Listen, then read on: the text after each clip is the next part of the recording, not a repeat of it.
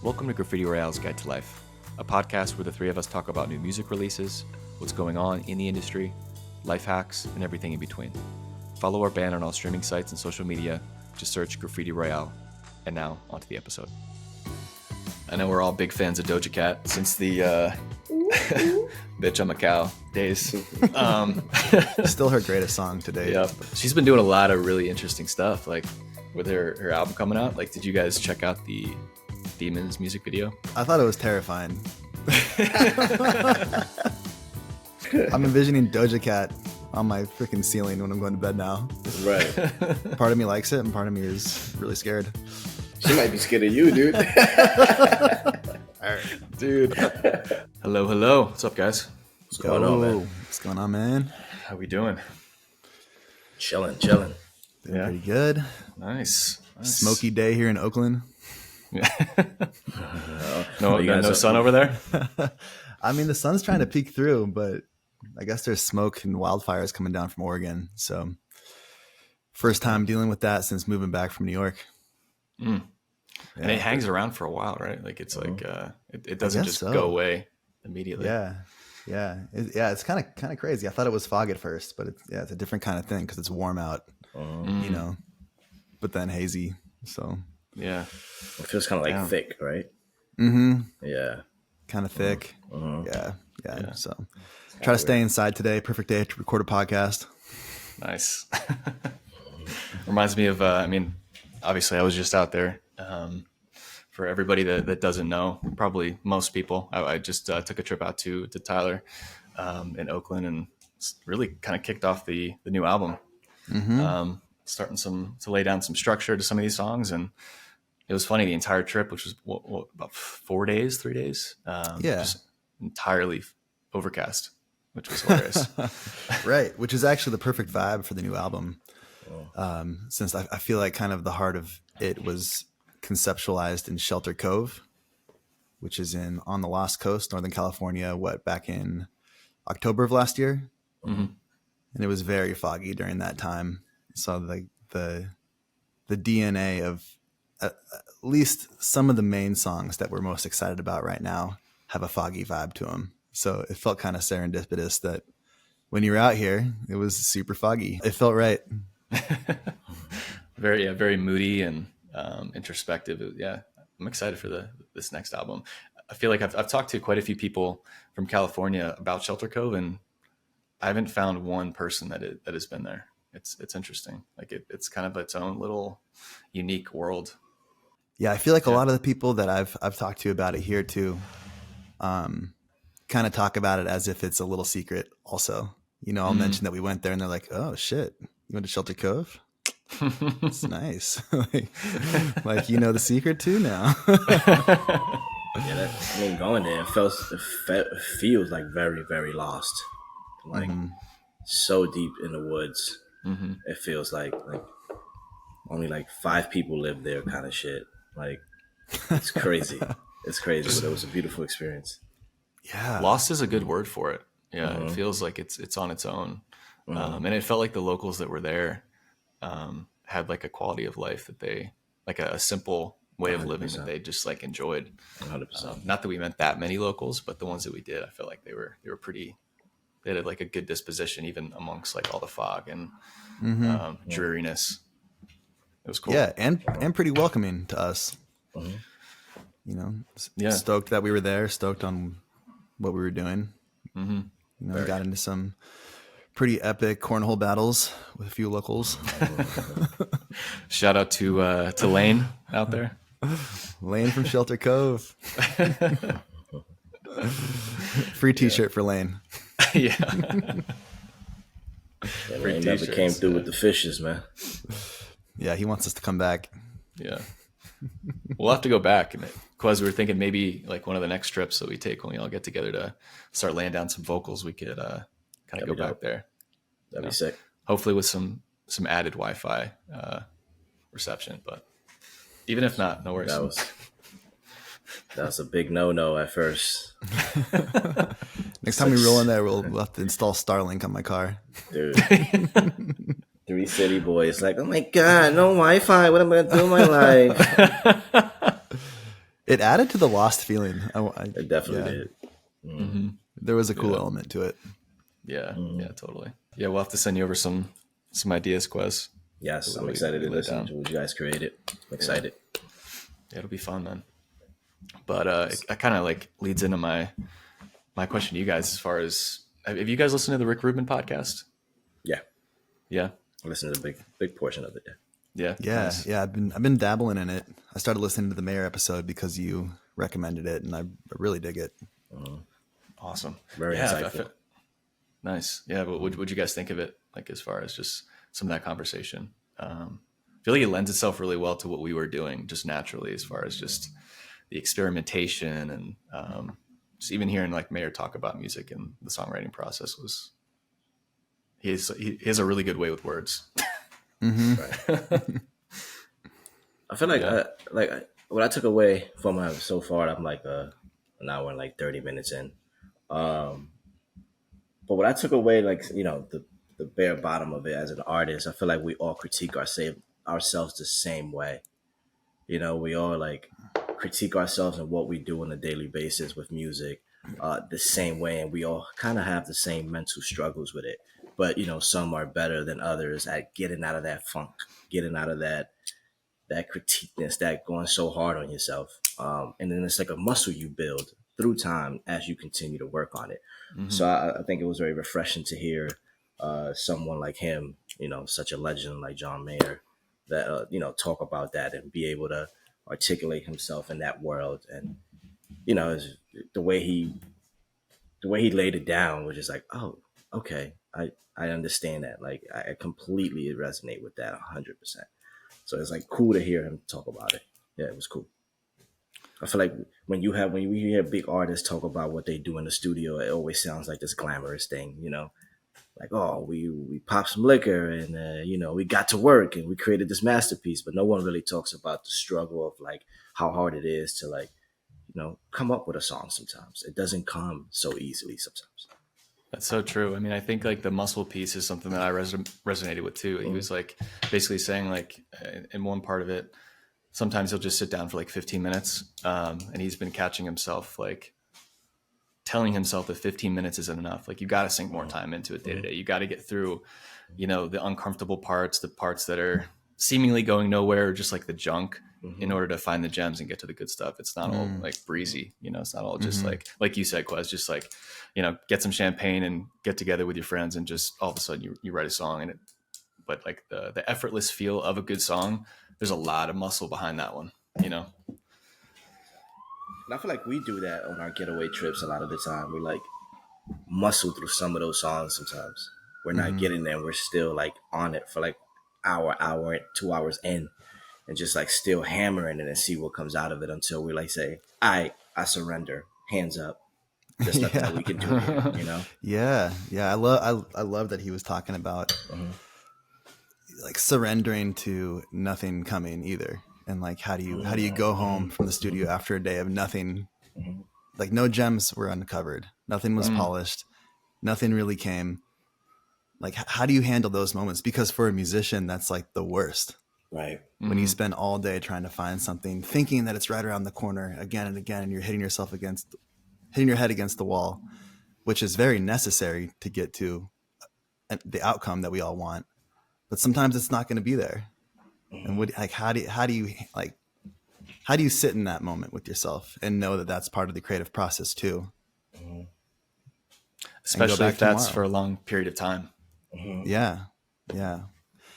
So I thought it was an incredible podcast. I thought it was like one of the best music podcasts I've ever heard. You know, just like I love Rick Rubin's philosophy on music, and I'd never really heard John Mayer's philosophy on songwriting. And I was actually pretty blown away. And I thought there was a lot of great takeaways and a lot of like tangible, relatable takeaways too. Not just like grand philosophy that makes you feel good to listen to, but like stuff you can actually use, or like stuff that I've been thinking about it as I've been writing music and trying to come up with ideas. I actually wrote down a quote here that I'll read, and then we talk about it a little bit. And this is him talking about like trying to crack the code and putting the work into cracking the code, like getting through the mud, like we were just talking about. So this is actually perfect. That kind of goes right along the lines of what we were just saying. But he said, it's always going to be code cracking after you bring your song to life, after you have that initial idea. Bringing the song to life is always the fun part, but it doesn't finish the song. Now you have to do the work. Even if it's 3 days of massive excavation, even if it's 800 takes of the verse, it's going to be over at some point. And when it's over, you never have to write it again. You always have it for the rest of your life. Mm-hmm. I see young artists sometimes with hard drives full of ideas that were just a spark, and then they move on to another spark and another. All these songs I play on stage represent a night when I didn't go out and I got to work. It's a wonderful torture. Mm. And I just like, I think about the fact that like when you put in the work, you only have to put in the work once, you know, like sometimes it feels like just too much, you know, you're like, I don't want to crack open that song and work on it again. Like I wish it was already done, or it just feels like this big hill you have to climb up. You're pushing a boulder up a hill, but once it's done, it's done. And it can, I don't know, that's like an inspiring thing to think about. And it's something we all already know. It's just cool to hear that kind of like reiterated from his point of view. Yeah. Him and Rick Rubin, man, it's just like a meeting of two great minds. Mm-hmm. I love Rick Rubin's book too. And he has a bunch of tangible takeaways, and yeah. So I'll always listen to those two guys. I wish they had a podcast together just consistently, you know? Yeah. I think that'd be really interesting to listen to. And like, yeah, to the Rick Rubin point, I mean, it seemed like Rick Rubin was already implementing this with some of his artists, but also with Mayer, basically when he's, you know, coming up with some ideas and when he's trying to find a melody, he never hums the melody. He always forces himself to actually like, you know, vocalize words and actually, even if they don't make sense, just to like force himself to think about lyrics and words and putting them together as opposed to just humming. And I thought that was like a really interesting takeaway from a lyric perspective, because it's so easy to just like hum melodies, but there's elements of words that can, you know, enforce how a melody goes and also the direction that it takes. And Big like, time. even if they don't make sense initially, and you won't grasp that until you do it. And that goes back into what he was talking about of like, when you have the initial idea, to try to get as far as you can with that idea, because when you go back to that idea, you may not be in the same mindset that you were when you first started the idea. So to hum out some lyrics along with your melodies as you're creating it can make the blueprint to the song a little bit more clear, especially when you go back to it. Yeah, I think you were like, you noted something about that previously after reading Rubin's book, is just like the idea. I think you alluded to it too when I was like, have you listened to the music that we worked on during our last trip? And you said, you know, like, one, you want to approach it with fresh ears, but two, it's like the idea of you only want to open it when you're like ready to work on it. You don't want to just open it to listen to it. Which is like an interesting concept. And I wonder like what you guys both feel about that. Like, why, you know, like what's the thought behind that for you guys personally? Yeah, I mean, reading Rick Rubin's book, that was one of the takeaways for me. Was don't work on a song, or don't listen to a song unless you're going to work on it, and then when you do work on it, see how far you can get before you put it down again. Because like I feel like every time I open up a session to work on it, I become more and more detached from like what I actually loved about the song when I first created it, because it starts to like create these little like familiar pathways in my brain, and you know, I start to like try to iterate on it and make it more exciting, and ultimately it takes away from the essence of what it was and why I was so excited about it when I first created it. So how about you, Quez? I definitely resonate with that, but at the same time I also feel like, you know, sometimes it could be different all the time. You know, sometimes you do open that session and you hear something and you're like, oh wait, let me expand on this a little more. And then you go down this whole rabbit hole on the song. And then you're like, oh, I didn't even plan to work on this. I feel like this happened with us before in the past, where like we listen to it and then like, you know, we hear a song and it's like, oh shit, okay. Let me add this. Let me try this. Let me change this. And then next thing you know, you just created more to the song than what you originally expected that you was gonna do versus just to listen. So I feel like sometimes like it could be a little different. Uh, but that's a cool concept of like just like don't open it until you're ready to work on it. You know, Yeah. Yeah, that is a yeah, that's cool a concept. Yeah. yeah, that's a good point about like the idling, like having it kind of idling off to its own, and just having it's almost like when like you take a shower and like melodies come or something like Mm-hmm. that, or just like random thoughts that you're excited about, and like Mm-hmm. just having a song idling over to the side kind of gives you space to just kind of, I don't know, just be a little freer, I guess, Yeah. or just like your mind's kind of able to go a little bit in different I directions. think, So yeah, I think some of these tools are just like evolving tools too. You know, Mm-hmm. it's like it's nice to have these concepts in the back of your mind when you're thinking 100%. about music and thinking, or like trying to figure out how you can just like expand your creativity and like double down on it. I don't think it's like necessarily a law of creativity though. Right. Right. right. Right. It's like whatever works for you, you know. Exactly. Mm-hmm. But it's cool to listen to a podcast like that or read a book like that because you get these like new ways of thinking, you know, that you can try out. Mm-hmm. Yeah, these different like tools that you can kind of utilize whenever you kind of see fit. Yeah.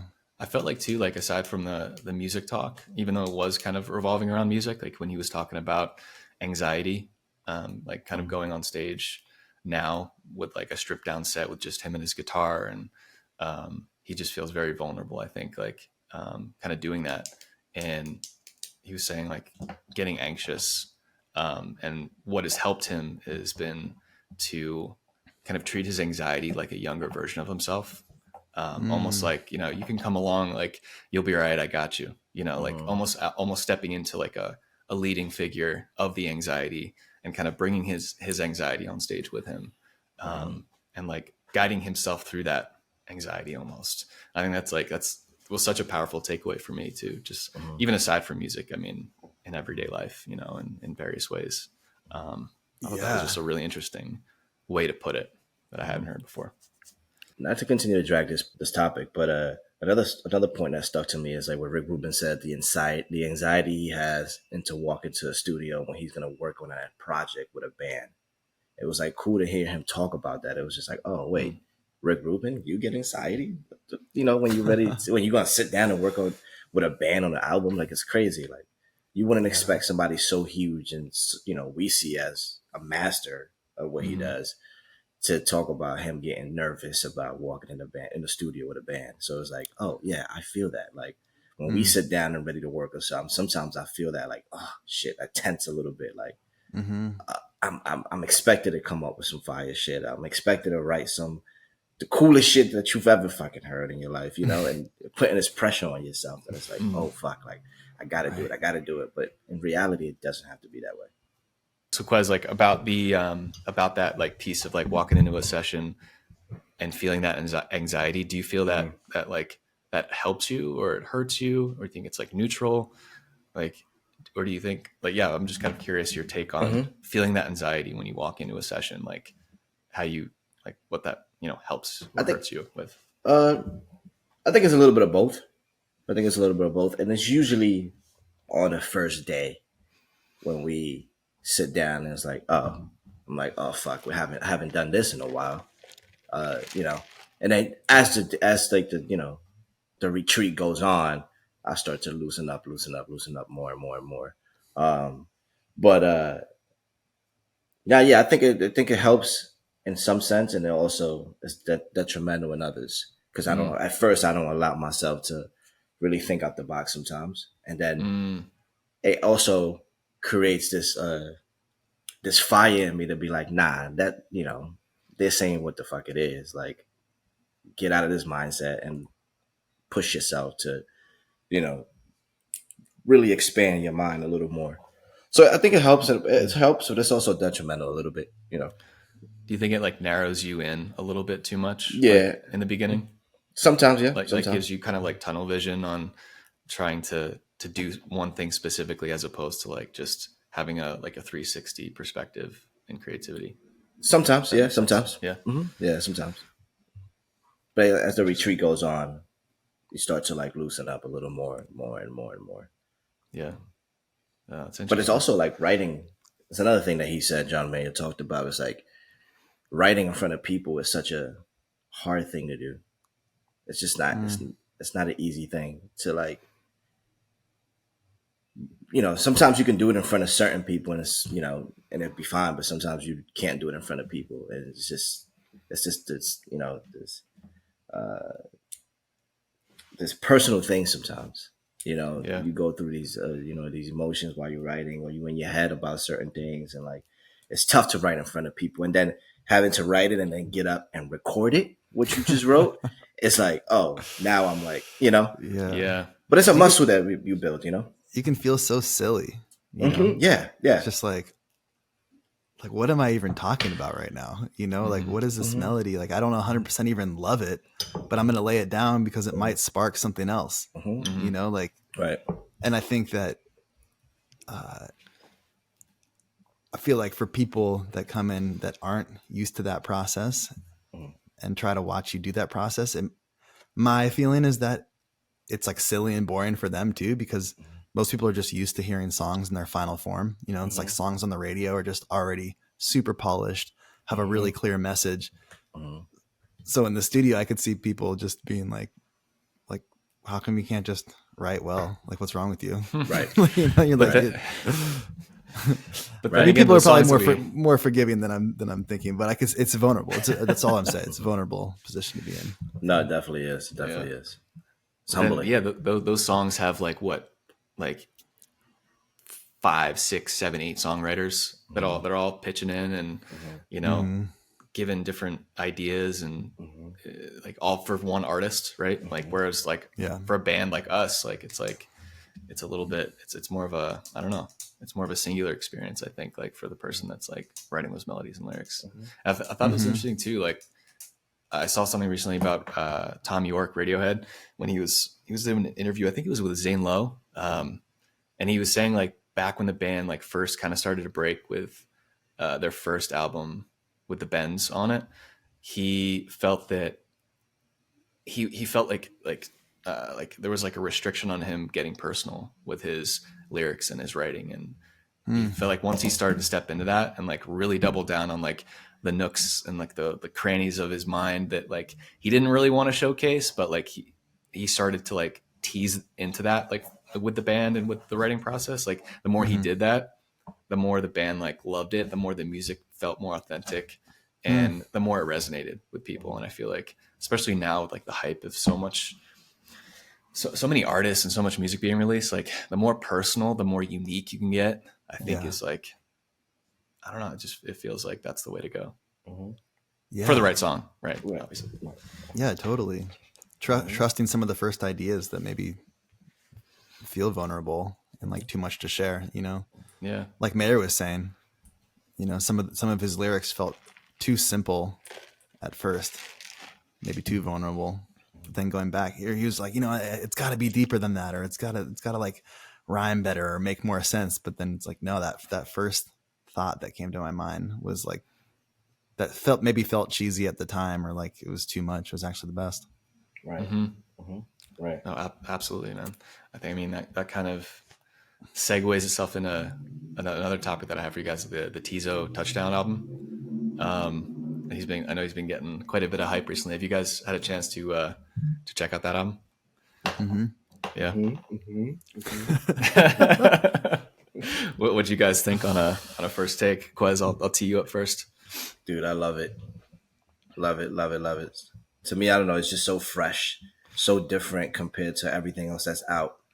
And I think, I try not to compare the album so much, but I kind of compare the energy that it carries as like the Little Yachty Mm, Start Tia album. It kind of it kind of have the same elements a little bit, but I feel like Teezo Touchdown writing is so much more, I don't know, creative and more like profound and cool little, you know, meanings and stuff like that. So I don't know. I love the album. I love all the uh, melodies. He's so great at creating melodies, and I did not know that he was that great of a singer. On top of that, so mm, his voice is insane. And I didn't know that he can hit those pitches. So it's so cool. It's so cool to hear that. I feel like I just like found another artist that like away from the Teezo Touchdown that was first introduced. I feel like now he's evolved into something else after this album, which I'm excited to see what he creates after this. Yeah. What about you, Ty? Yeah, no, yeah. Quez sent through. What was the song you sent through first? Mood Swings. Mood Swings. Yes, that was like kind of my intro into Teezo Touchdown, which I thought was like a really interesting song. It was like it took a minute for this album to grow on me, to be honest. Honestly, I couldn't even like get myself to form an opinion about it until I listened to it like probably 2 or 3 times, because it is very different from a lot of other stuff that I've heard. It kind of reminded me, like, it was weird. Some of the songs were reminiscent of like Warped Tour. And then like I heard some like Rex Orange County in there. There was even a couple songs where it was like vaguely Prince-esque, like a little bit.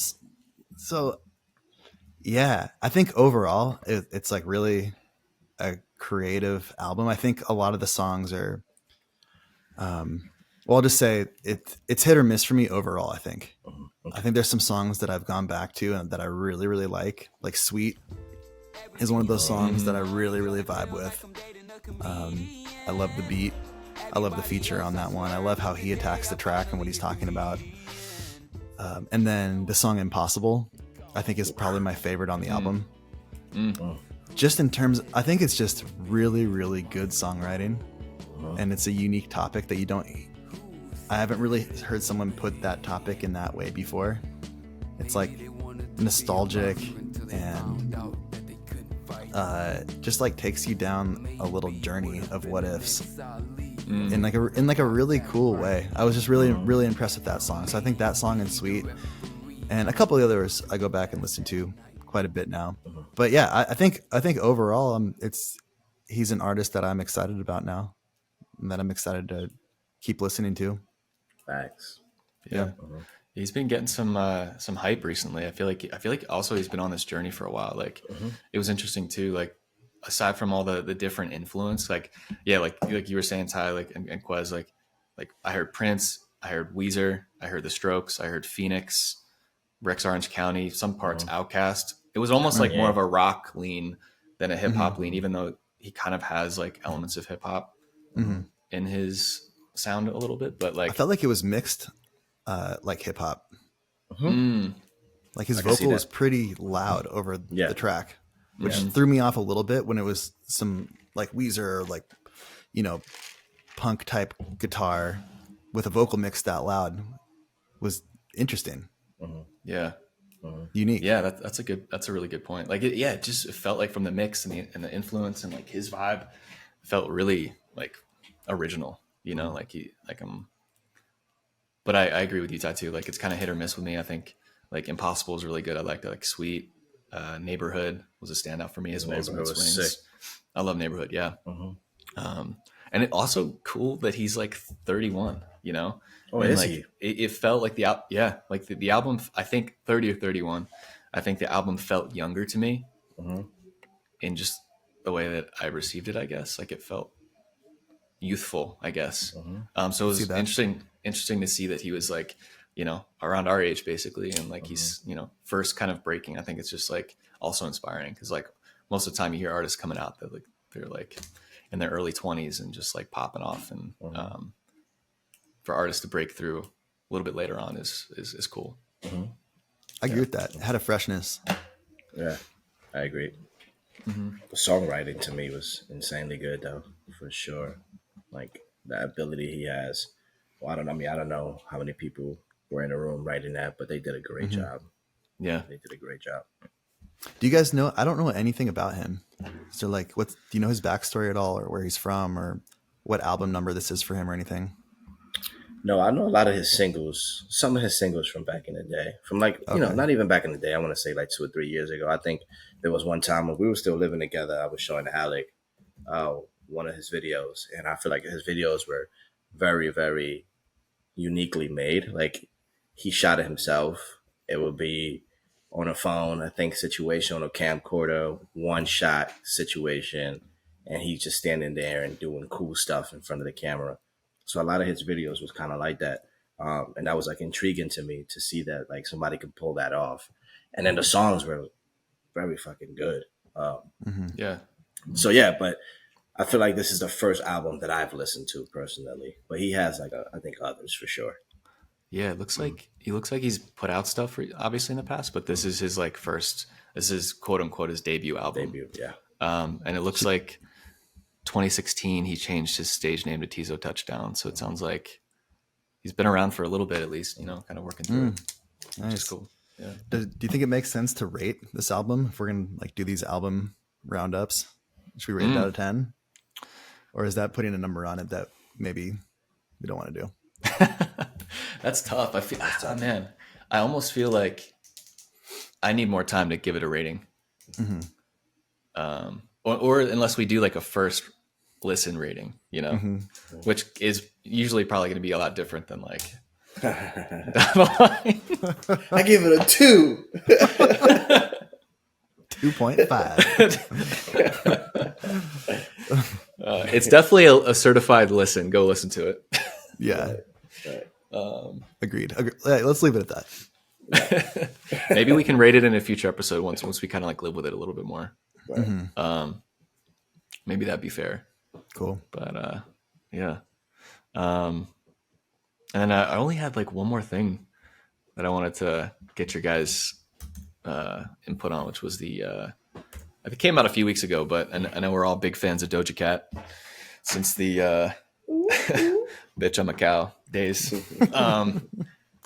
Still her greatest song to date. Yep. But Yeah. And I think we all get hall passes. But as far as this one out. But as far as she's been doing a lot of really interesting stuff, like with her album coming out. Like, did you guys check out the Demons music video? I think it came out like a couple weeks ago. yeah, I know. Yeah. Yeah. What'd you guys think about that? I thought it was fucking entertaining as hell. I thought it was terrifying. Like, I'm envisioning Doja Cat on my freaking ceiling when I'm going to bed now. Right. Part of me likes it, and part of me is really scared. She might be scared of you, dude. Dude, my favorite part, I sent it to Quez, and he said, like, I think it's fire, but the Christian in me is like, nah. Yeah. Nah. I want to like it, but I'm like, damn, this is a little too far. It's a little too far. But I love like how creative she is and how, you know, how she pushes those boundaries and Yeah. for people like us to have this kind of conversations, you know. So I think it's really dope. Yeah. Right. Yeah. I mean, yeah, I'm curious. It just, yeah, I think overall, I really think it's dope. And I think the beat is super hard. The song is crazy. I think the video matches the beat really, and like the song really, really well.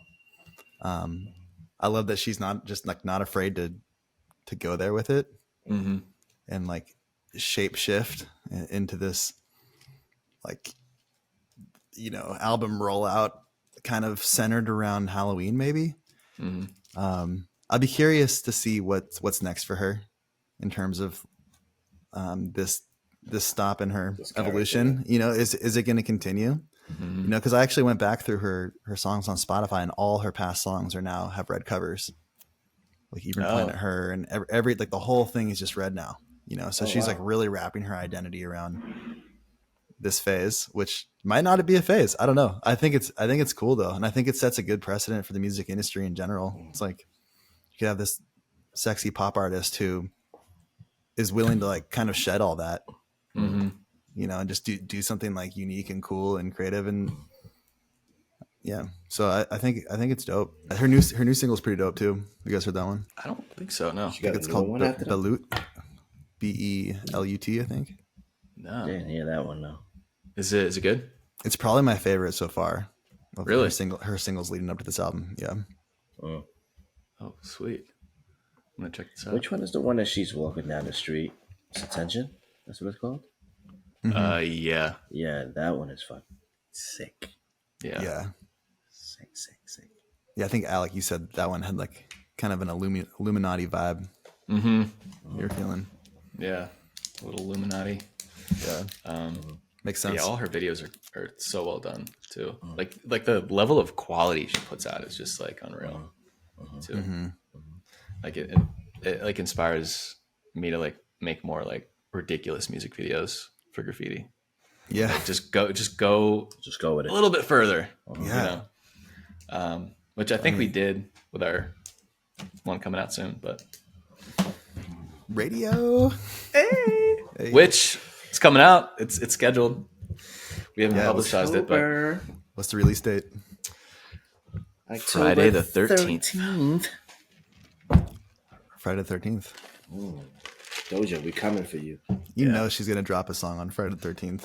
We're gonna have to compete with. Oh, that's true. Actually, when's her album supposed to drop? 9/22. Okay. Oh, soon. I'm on her Spotify. That's how I know that. Next week. Yeah, that is next week, right? No, this week. Oh, that's next week. Okay. Friday.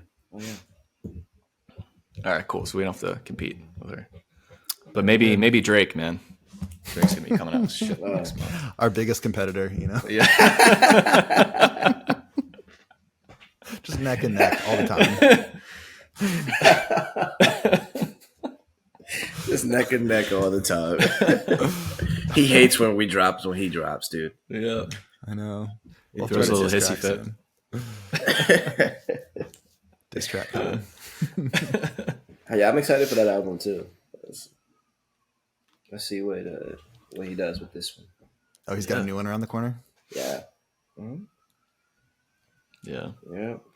October's his month, right? Like he usually puts out stuff Mm-hmm. in October. Yeah. So spooky. October's very own. Such a mysterious guy. Right. Actually, not really. Yeah, pretty much an open book. Easy Yeah. to compete with. We'll take the mysterious card. That's hilarious. Yeah. But good chatting today, guys. Thank you, man. Yeah, Good conversations. Thanks for hosting absolutely. Of course, anytime.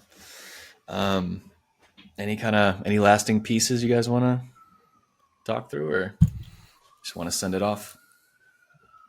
this. No, nothing on my end. Cool. Just excited to get this rolling. Yeah. Excited to keep working on music. Always great to vibe with you guys. Same, dude. Same. Always. Amen, brothers. Amen. Well, cool. Well, I'll see you guys soon. For sure. All right. Thank you for hosting this. All right, of course. Take it easy, cancel. All right, cancel. Bye. Later. Later. All right, guys, thanks for listening. Again, you can follow us on all social media platforms and streaming services by just typing in Graffiti Royale. Our theme song for this podcast is called Let It Go by us, and this episode was mixed by Jeremy Scott. Until next time.